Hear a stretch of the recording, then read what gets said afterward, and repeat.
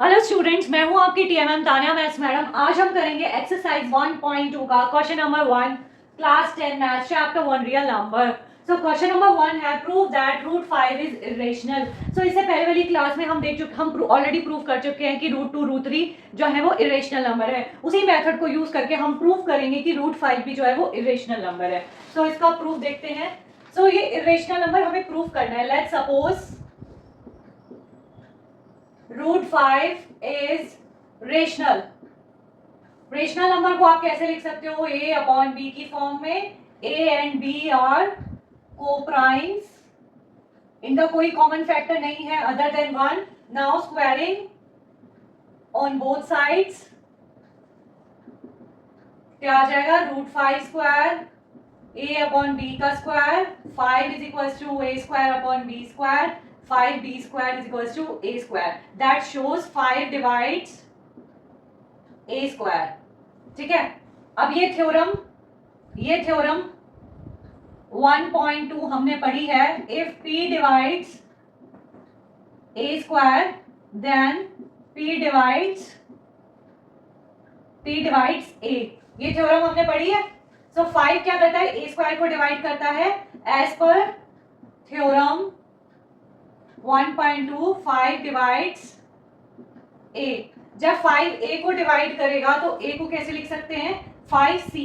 For example 10 है, 5 जो है 10 को डिवाइड करता है, तो 10 को कैसे लिखोगे? 5 मल्टीप्लाई 2, तो a is equals to 5c।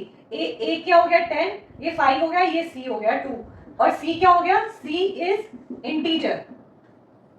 c क्या हो गया? इंटीजर। सो a को अगर 5 a को डिवाइड करता है तो a को कैसे लिख सकते हैं? a equals to 5c। ये वाली हो गई इक्वेशन 1। अब ये लिख लो, put a is equals to 5c in equation 1। क्या हो जाएगा? 5b square is equals to 5c square.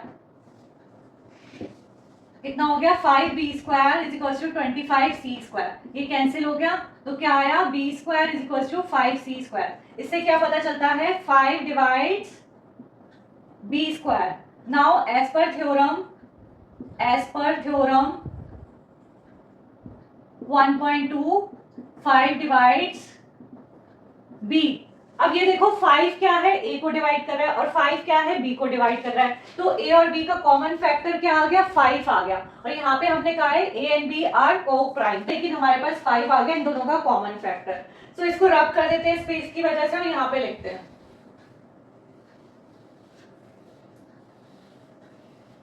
तो आप इसके नीचे लिखना a and b have common factor 5 which contradict the fact that a and b are co-prime। हमने initially a and b को को-प्राइम माना था, लेकिन इनका कॉमन फैक्टर 5 आ गया। ये कॉन्ट्रडिक्शन आया क्यों है? ये कॉन्ट्रडिक्शन इसलिए आया, हमने अज्यूम करा था रूट 5 जो है रेशनल है। यही लिख दो, दिस contradiction